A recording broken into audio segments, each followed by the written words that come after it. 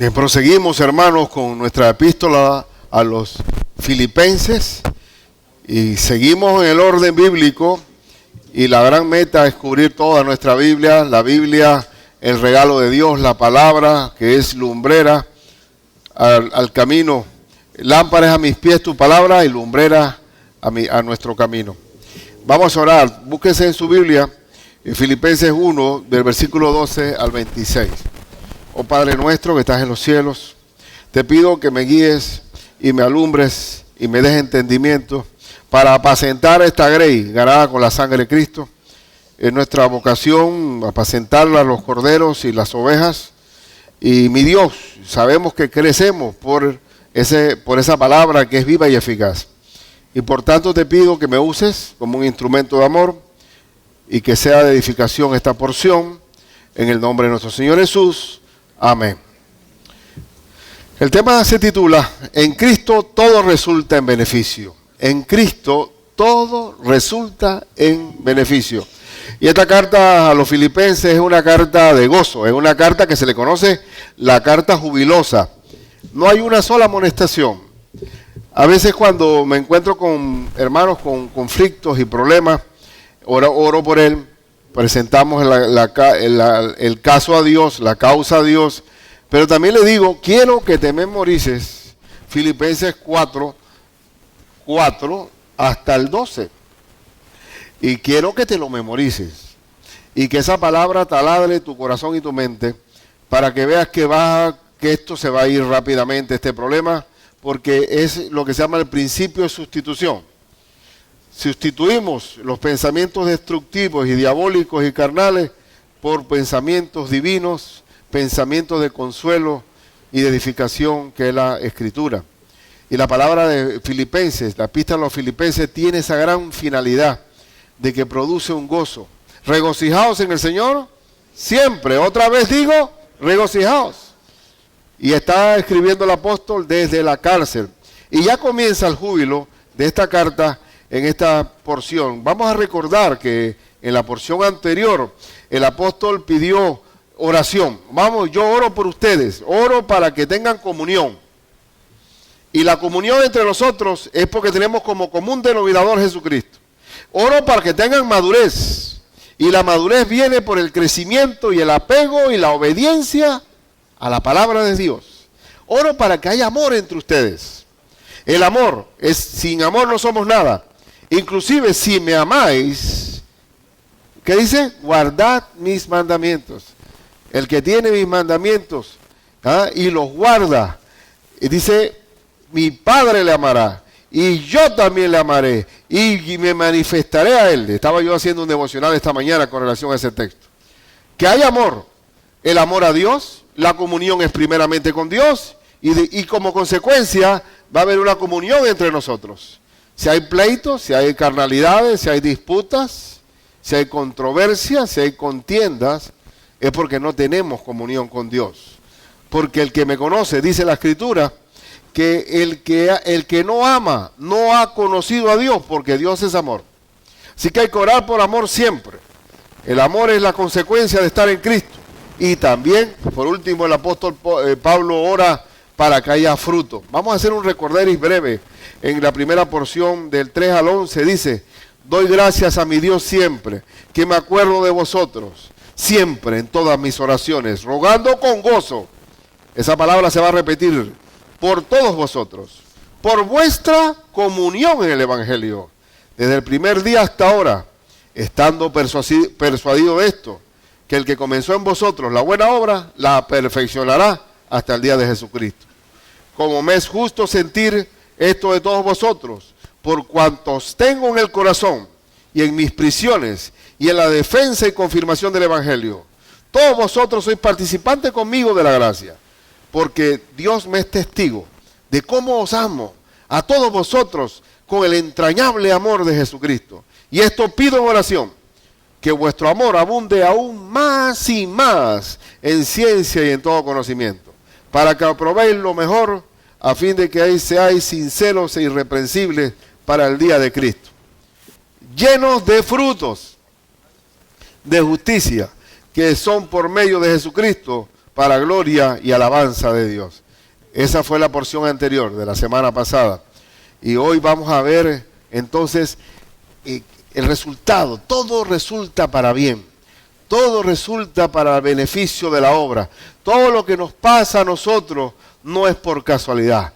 Cristo es el dueño de nuestra vida y como dueño de nuestra vida, lo que le pasa a sus siervos es responsabilidad de Él. Y todo va a redundar para bien. Si eres oveja de Cristo, Él es el buen pastor, te va a guiar. Si eres siervo de Cristo, Él como Señor va a guiarte por senda de justicia. Si eres hijo de Dios, como Padre espiritual, te va a guiar también. Así que todo conduce a que todo, si Él es el guía, si Él es el pastor, si es el Señor, si es el Padre, Él me va a guiar por senda de justicia por amor de su nombre. Y aunque ande en valle de sombra de muerte, no temeré mal alguno. A veces pasamos por valles de sombra que no sabemos qué va a pasar después. Los pastores cuando en esos caminos de transhumancia allá en España, cuando pasan un rebaño de ovejas de un lado a otro, hay que pasar acantilados y precipicios y valles, y las ovejas se retacan, que no quieren proseguir. Y el pastor Tucuti le da y las infunde, tu vara y tu callado me infunden aliento. ¿Y qué es tu vara y tu callado? Pucuti. Vas porque vas. Y hay sendas de justicia y hay caminos que no queremos pasar. Pero en el camino de la guía del Señor vamos a transitar. Y no sabemos hacia dónde nos lleva el Señor. Pero el Señor nos ama, no nos odia. Dios no odia a sus hijos. Hay algunos hermanos que cuando están pasando por valle de sombra de muerte, pensamos que Dios nos odia. Pero no. Aunque ande en valle de sombra de muerte, no temeré mal alguno, porque tú estás conmigo. Y hoy vamos a ver, en primer lugar, en esto que todo ayuda para bien y todo redunda bien, que en Cristo, en primer lugar, todo lo que nos ocurra va a redundar en nuestro provecho. Vamos a leer desde el versículo 12 al 18. Dice, quiero que sepáis, hermanos, que las cosas que me han sucedido han redundado más bien para el progreso del Evangelio.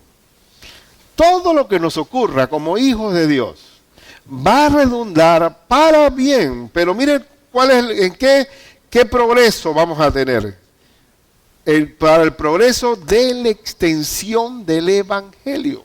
Acuérdense que el asunto material, la ropa, el sustento, el techo, esos son añadiduras.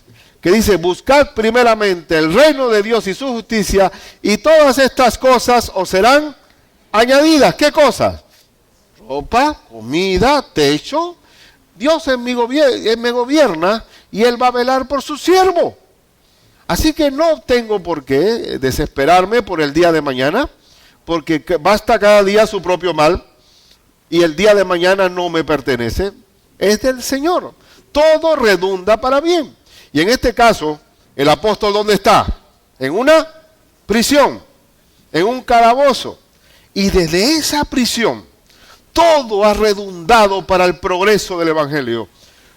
No significa esto que no tenemos que estar en una condición óptima para redundar las cosas bien, para que las cosas salgan bien.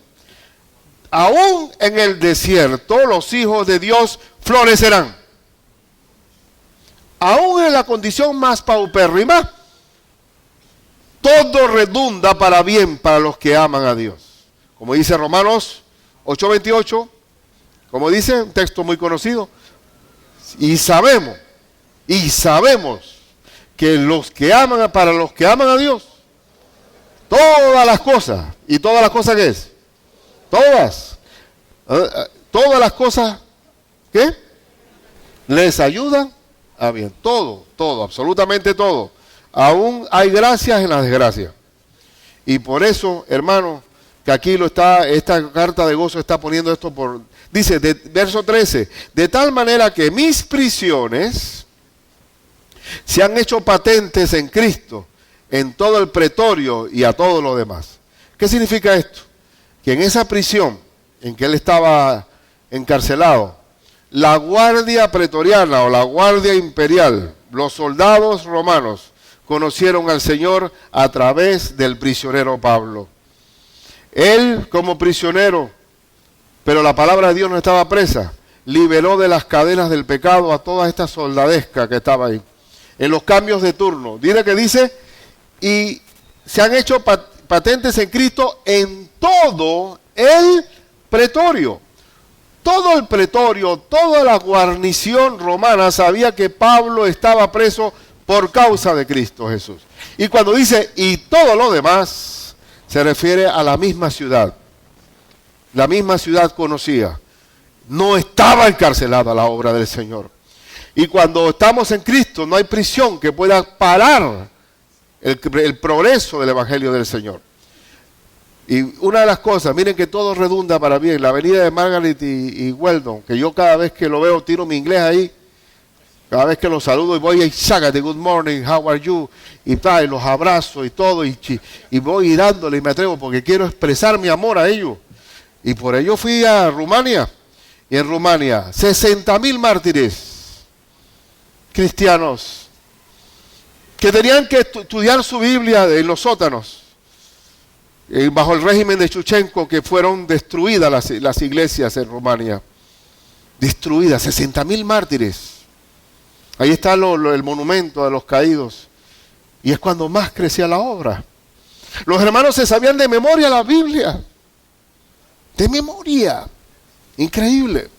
Y en todos estos países comunistas, incluyendo Cuba, que aquí está mi hermano, todas estas prisiones que han sufrido los pastores han redundado para el progreso de la obra. Y en Europa del Este, en todo esto que estuvieron bajo la cortina de hierro soviética, todavía solamente en Europa del Este se respira fe, una fe legítima, una fe auténtica, porque la persecución les hizo vivir una gracia real de un Dios al lado de uno.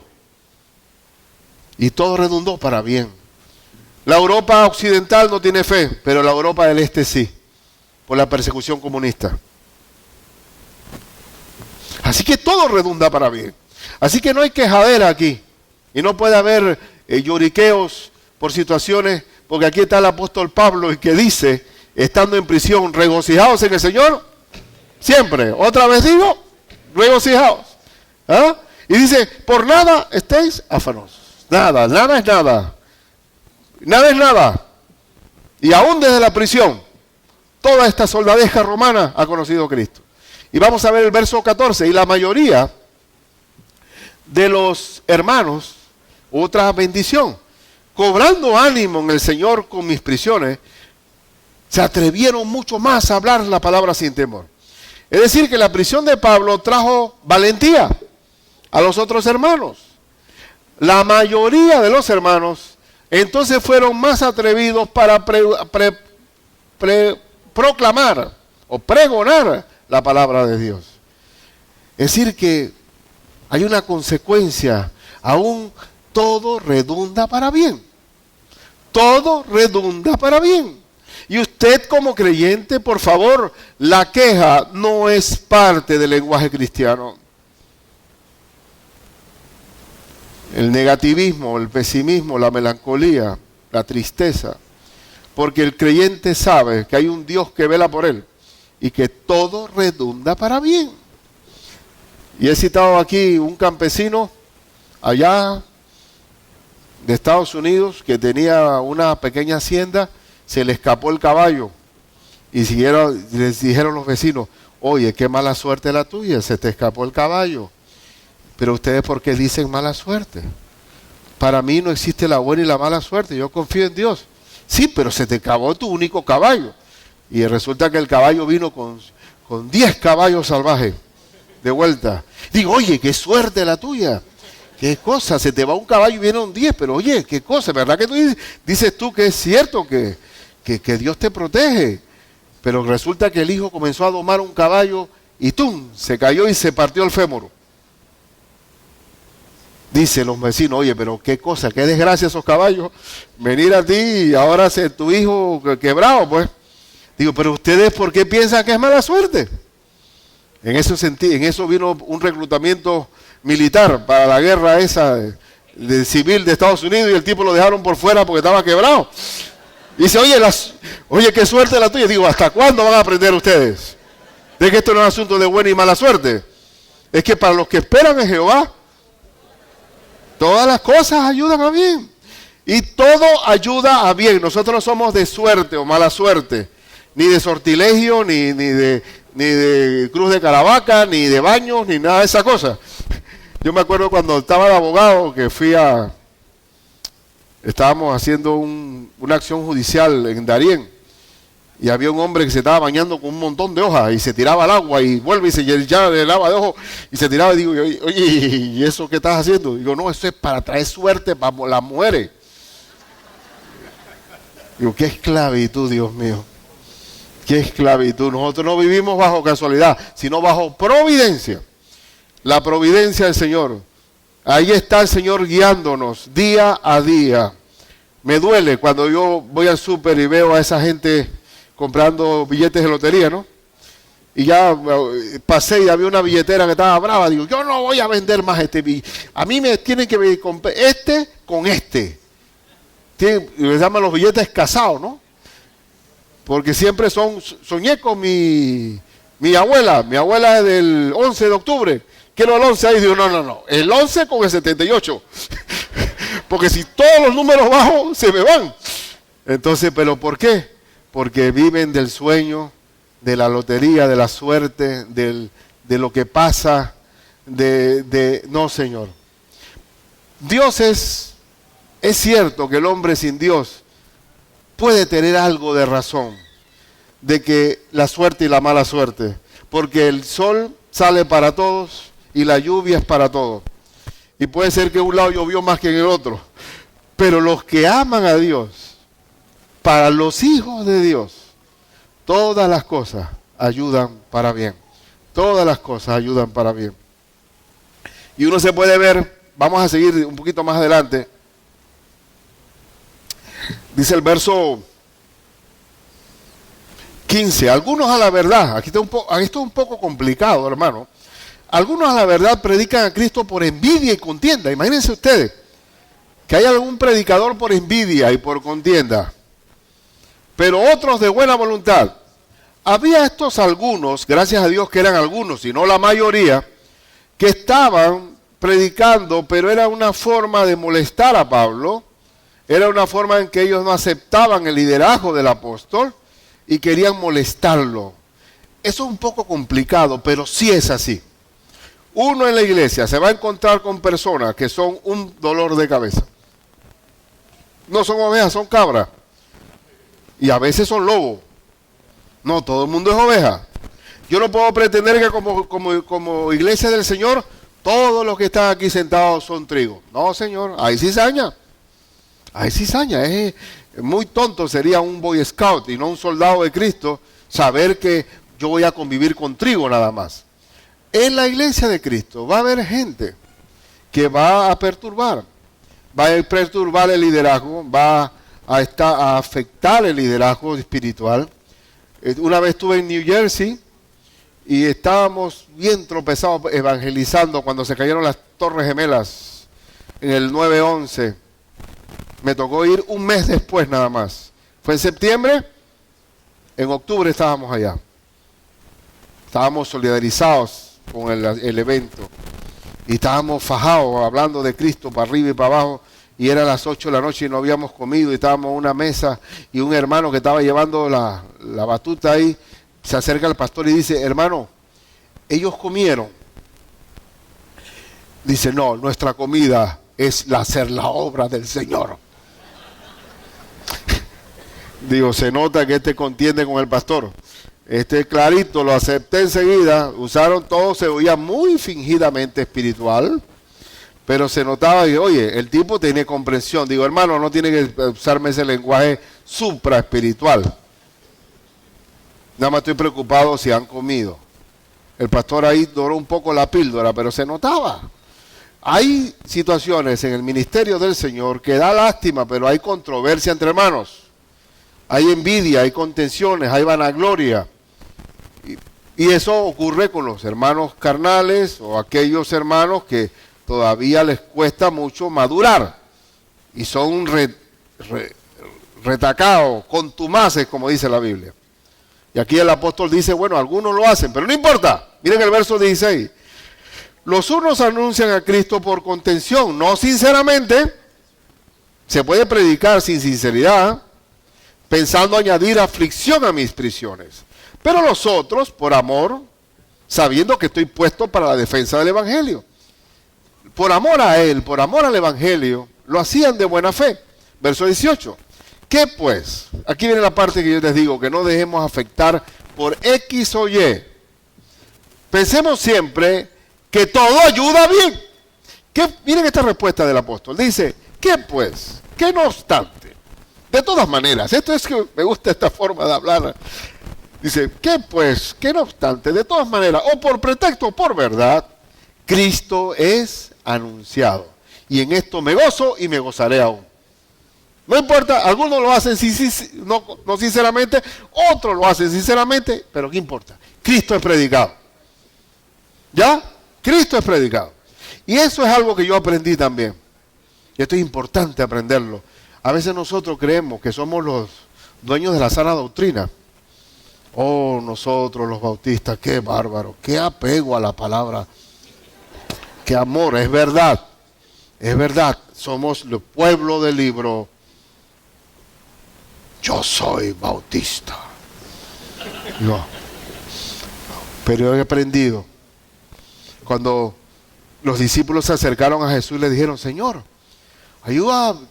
Ahí tuvimos que reprender un poco de gente que estaban diciendo, que estaban predicando de Cristo, de usted, y no andan con nosotros. Y dice que echan fuera demonios y hacen milagros. Y tú ves, momento, te están fuera de orden. Tienen que seguir a nosotros. ¿Qué dijo Cristo? Hicieron muy mal. Porque todo aquel que predica en mi nombre, y en mi nombre saca fuera demonios, y en mi nombre hace milagros, no puede hablar nunca contra mí. Y es lo que está diciendo Pablo.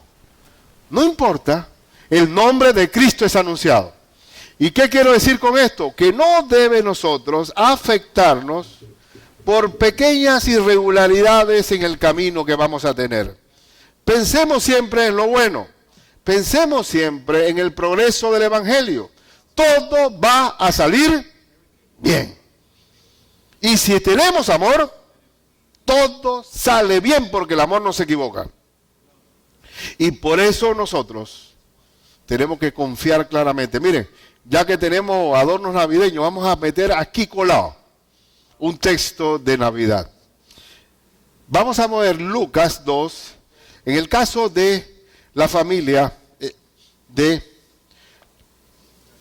el nacimiento de nuestro Señor Jesucristo. Nacimiento, Lucas 2, 1 al 15. Lucas. Hablando de que todo redunda para bien. Vamos a ver. Dice la Escritura. Aconteció en aquellos días que se promulgó un edicto de parte de Augusto César que todo el mundo fuese empadronado. Este primer censo se hizo siendo Cirenio, gobernador de Siria, e iban todos para ser empadronados, cada uno a su ciudad. Y José subió de Galilea, de la ciudad de Nazaret, a Judea, a la ciudad de David, que se llama Belén, por cuanto era de la casa y familia de David, para ser empadronado con María, su mujer, desposada con él, la cual estaba encinta. Y aconteció que estando ellos allí, se cumplieron los días de su alumbramiento. Y dio a luz a su hijo primogénito, y lo envolvió en pañales, y lo acostó en un pesebre, porque no había lugar para ellos en el mesón. A ver, todo redunda para bien. ¿Qué problema? Si hubiera sido una mujer nuestra panameña, me caso. ¿Cómo viene? ¡Qué barbaridad! ¿Cómo vamos a irnos desde Galilea hasta Judea con este estado? Miren, en Panamá se hizo un censo, ¿verdad? Resultó. Ese censo se hizo, pero no funcionó. Porque la gente con todo se fue para su playa. Aquí hubo una anarquía total con el censo. Al final no contó ese censo. Pero a los romanos tú no le podías hacer eso. Los romanos eran el imperio militar, la bota militar más poderosa en la historia. Y cuando ellos hacían un censo, lo hacían para saber qué población tenían sus colonias, cuánto de impuestos podían subir, cuántos soldados podían reclutar, y lo hago porque me da la gana. Y te sometes. Y el que no se censaba, había pena de muerte. Eso lo sé tan claramente porque yo recuerdo muy bien cuando le pregunté a mi profesor de Derecho Romano, oye, ¿usted no cree que es un poco exagerado que se decrete pena de muerte por un censo? Yo ni siquiera soñaba en ser cristiano. Y me quedó ese dato. Porque no importa si fueras un anciano, no importa si fuera una mujer encinta, no importa que estabas enfermo, tenía que trasladarte al lugar donde estabas registrado. Y uno se pone a ver la inconveniencia. Esa mujer a punto de dar a luz, posiblemente arriba, no dice la Biblia si fue a caballo o a pie, pero fue penoso ese viaje. Encima de eso, cuando llegan tarde a Belén, porque había tanta gente en Belén empadronándose que no hubo para ellos lugar en el mesón. No hubo una compasión para dar un vaso de agua a esta familia. No hubo una casa amiga para alojarlos a ellos. Y Cristo nació en medio de la humillación más grande. Nació en un pesebre, un comedero donde se ponen a los corderos. Es una figura clara del Cordero de Dios que vino a este mundo. Y ahí en toda esa miseria y paupérrimo que fue ese nacimiento, ahí los ángeles se manifestaron a los pastores y le dijeron, gloria a Dios en las alturas y en la tierra paz y buena voluntad para los hombres. Y ahí os ha nacido, y esta es la señal, que hallaréis al niño acostado en un pesebre. Porque estaba escrito y determinado por Dios de antemano que el niño tenía que nacer en un pesebre. Y cuando todo lo que nos ocurra, por muy problemático que sea y tan difícil que sea, Dios ayuda para bien. Porque hay un plan de Dios en ejecución. Hay un plan con todo el sudor que hubo. Y aparte de eso, cuando nació, el libro de Mateo dice que vinieron magos de Oriente para ver al niño Jesús. Y lo que hizo esa noticia, cuando los magos pararon a ver a Herodes, era que Herodes pensó en matar al niño. Y el niño tuvo que huir enseguida. Sus padres lo llevaron a Egipto. Cristo nació de humillación tras humillación. Pero todo ayuda para bien. Todo está en el plan de Dios. Aceptemos las cargas de la vida. Aceptemos las penas de la vida. Si tú crees que Dios te está guiando, todo ayuda para bien. Todo ayuda para bien. Y ahora vamos en segundo lugar, volviendo a nuestro texto base que está en Filipenses. En segundo lugar, en Cristo en nada seremos avergonzados. En nada seremos avergonzados. Si tenemos un problema serio en nuestra vida, no tratemos de ser magos o adivinos o hechiceros de saber el futuro. ¿No te has preguntado tú a veces, ay, ¿qué será mañana? Ya yo me veo así o asado. Este problema si continúa, estas van a ser las circunstancias que yo veo. En Cristo nunca seremos avergonzados. Todo lo que nos acontezca, el Señor trabaja para trabajarlo para bien.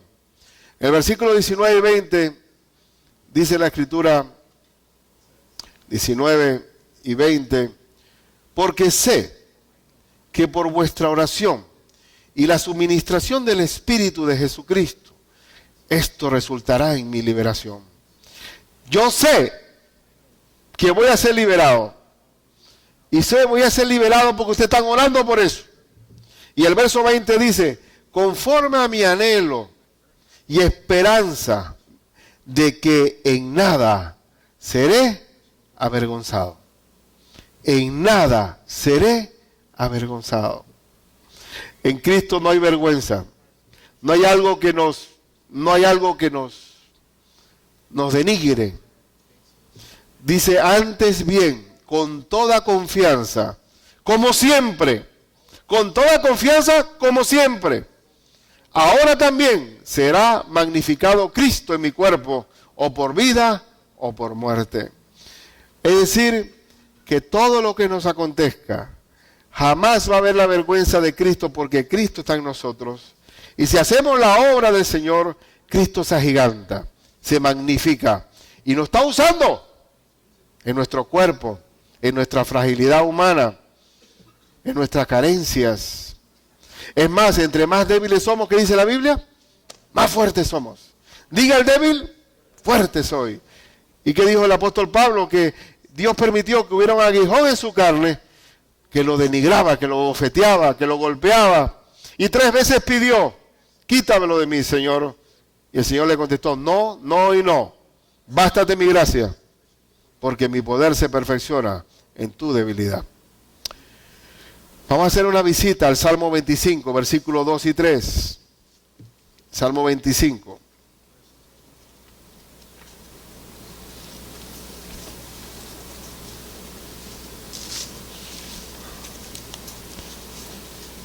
Dice,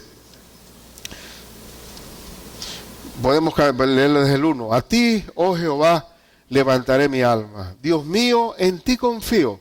No sea yo avergonzado. No se alegren de mí mis enemigos. Ciertamente, ninguno de cuantos esperan en ti será confundido. Serán avergonzados los que se rebelan sin causa. Y quiero decir que todos estos pastores de Rumania son personas distinguidas hoy. Son personas reconocidas. Tienen sus iglesias. Y estoy seguro que los pastores cubanos también, aún con un régimen tan duro como ese, también Dios le ha guardado su dignidad y en nada serán avergonzados. Igualmente nosotros aquí en Panamá. Nosotros tenemos que aprovechar que este país celebra un mes de la Biblia, donde todas las escuelas a nivel nacional leen la Biblia.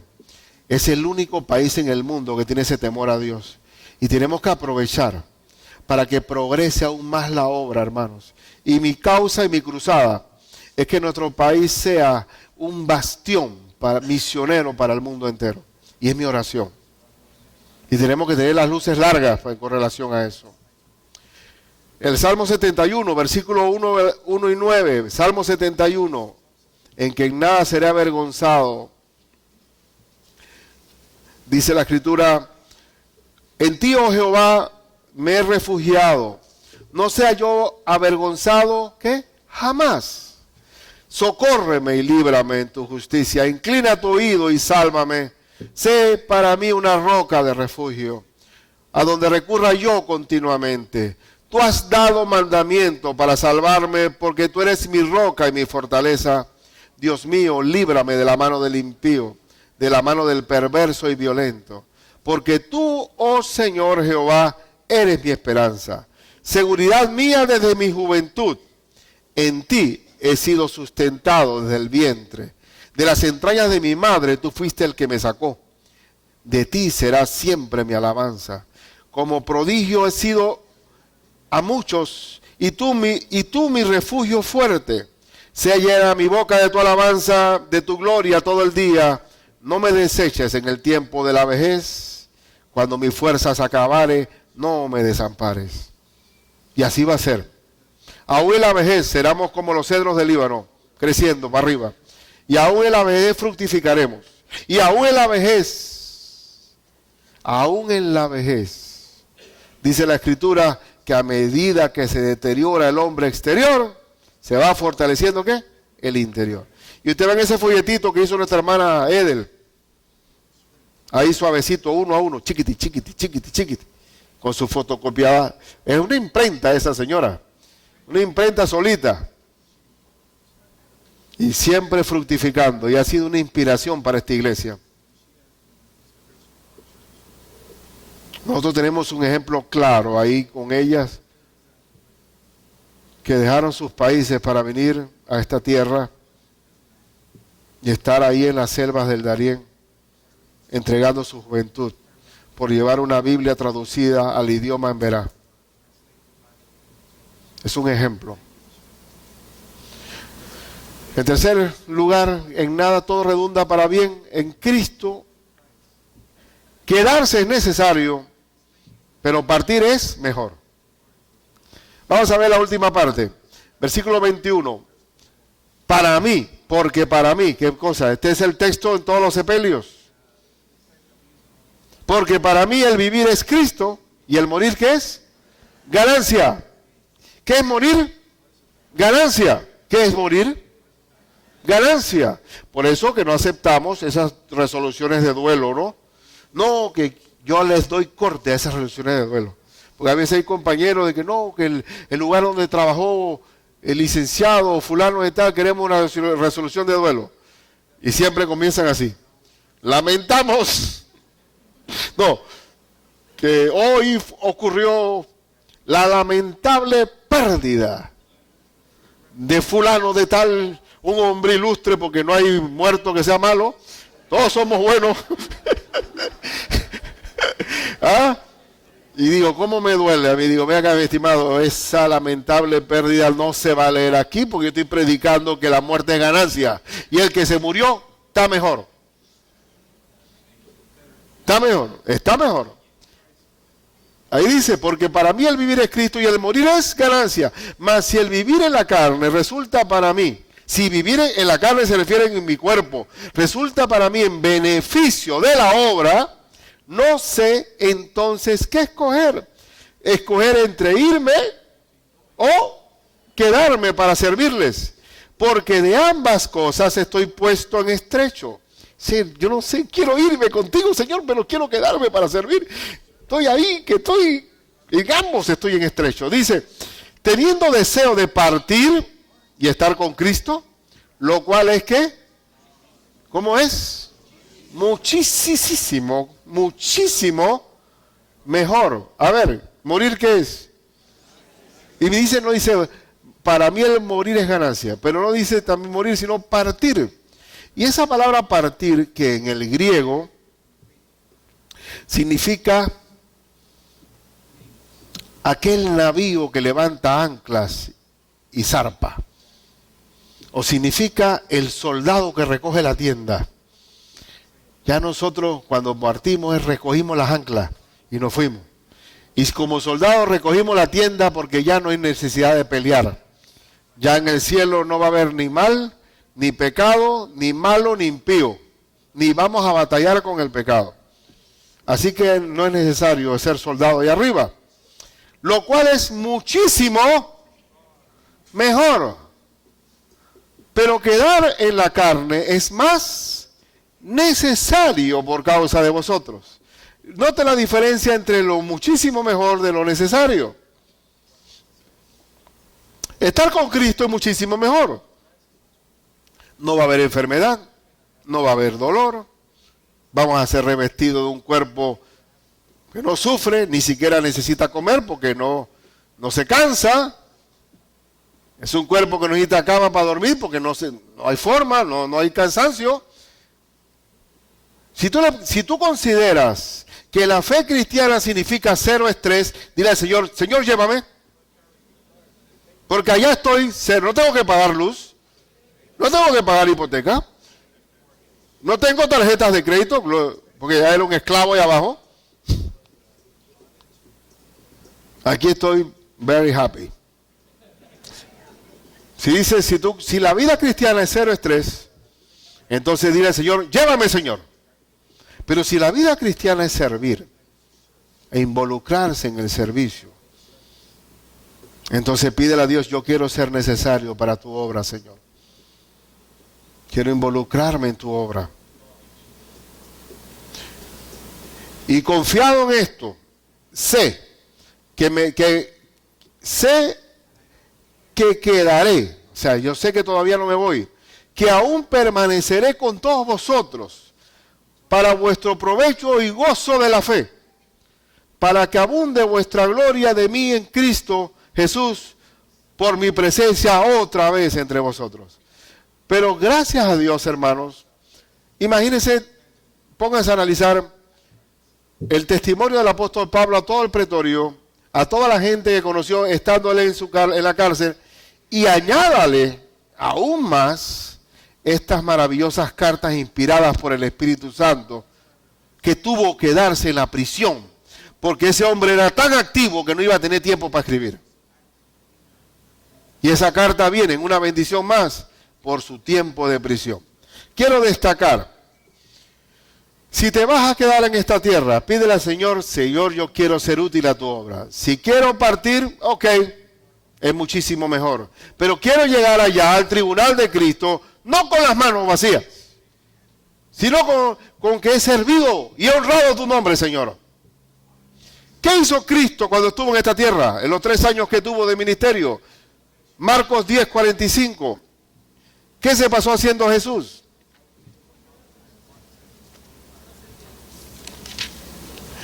Porque el Hijo del Hombre no vino para ser servido, sino ¿para qué? Para servir, hermanos, y para dar su vida en rescate por muchos. Si Cristo vino a servir, ¿cuál es tu labor? Servir y dar tu vida en rescate por muchos. Mateo 9:35. Mateo 9:35.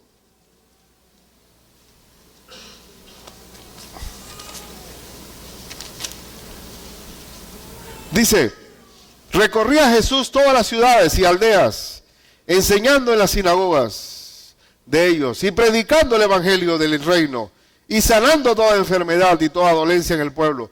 ¿Qué hizo Cristo a lo largo de los 3 años que estuvo aquí? Predicar, enseñar, sanar. ¿Y qué tenemos que hacer? ¿Y qué hacemos nosotros en la iglesia? Igual. Predicar, enseñar, sanar, salvar. Y ya predicar implica salvar. Y prueba de ello que el ministerio de oración, que tuvo su buena cena, se ha pasado orando por todas las dolencias del pueblo. Una lista allí. Tiqui, tiqui, tiqui, tiqui, tiqui, tiqui. Orando, predicando, enseñando. Y esa es nuestra labor. Y quiero citar Gálatas 5:13. Gálatas 5:13. Porque vosotros, hermanos, a libertad fuisteis llamados, solamente que no uséis la libertad como ocasión para la carne, sino que servíos por amor los unos a los otros. Lo que tuvimos en el campamento, que pasó, que hablamos sobre el servicio, y pusimos como meta que cada uno sirva al otro. Y que por lo menos 5 cosas diarias en favor de otra persona se hiciera. Estábamos en el cielo, hermano, ¿sí o no? ¡Wow! Eso era un campamento era un pedazo de cielo allí. Estábamos como Pedro, ya no queremos volver a la ciudad. Fue maravilloso, ¿por qué? Porque el servicio, somos ahora sirviéndonos los unos a los otros. Y Pablo dice, quiero estar con el Señor, pero quiero servirles a ustedes. Ser necesario para la obra del Señor. Ahora, solamente ahora como aplicación final. Hermanos, una pregunta, querido hermano. ¿Estás en Cristo y estás pasando páramos y tribulaciones hoy? Quiero decirte algo que es de puño y letra del Señor. Todo redundará para bien. Todo redundará para bien. Vas a tener carácter, vas a tener madurez, vas a experimentar el consuelo del Espíritu Santo, vas a tener paciencia. No seamos como aquellos hermanos inmaduros que he escuchado por ahí, no de aquí de esta iglesia, pero han dicho, nunca ores por paciencia, nunca, porque te va a llover prueba. Ellos quieren un cristianismo sin cruz. Yo no sé cómo van a hacer eso. De que la paciencia la vas a adquirir por la prueba es inevitable. Porque la vida cristiana no es 0 estrés. Léase Santiago 1, 2, 4. No me voy hasta que se fortalecemos muy bien esto. 2, 4 dice, hermanos míos, tened por sumo gozo cuando os halléis en diversas pruebas, sabiendo que la prueba de vuestra fe produce ¿qué? Paciencia. Mas tenga la paciencia su obra completa para que seáis ¿qué? Perfectos y cabales, sin que os falte cosa alguna. Un cristiano maduro es un cristiano paciente. paciente. ¿Y cómo se le dice al que está en el hospital? ¿Cómo se le dice? ¿Y por qué le dicen paciente? Porque tiene que ser paciente al tratamiento que le están aplicando, hermano. Bien. Hermano, ¿tu mente te traiciona en que serás avergonzado? No le creas al diablo. Dios no lo va a permitir. En nada seré avergonzado, en nada seré confundido, porque mi Señor es el que me está guiando. Y por último, una aplicación. ¿Estás en tierra? Todos los que estamos aquí sentados todavía no nos hemos partido. ¿Estás en tierra? Entonces sirva al Señor. Sé útil en su obra. ¿Parte con el Señor? Muchísimo mejor.